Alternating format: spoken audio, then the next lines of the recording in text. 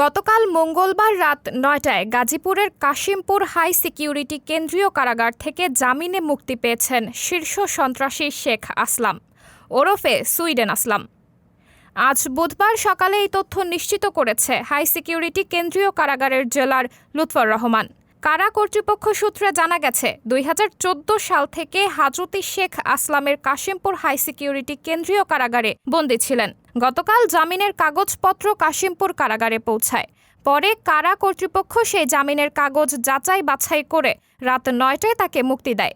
জানা যায়, ১৯৯৭ সালের ২৩ মার্চ গালিব খুন হন। এ ঘটনায় আসলাম সহ ২০ জনের বিরুদ্ধে মামলা হয়। ওই মামলায় শেখ আসলামের বিরুদ্ধে সর্বশেষ মামলা হয়েছিল।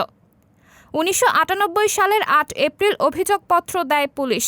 বর্তমানে মামলাটি বিচারাধীন রয়েছে। সাবরিনা জলিল, সবার কথা।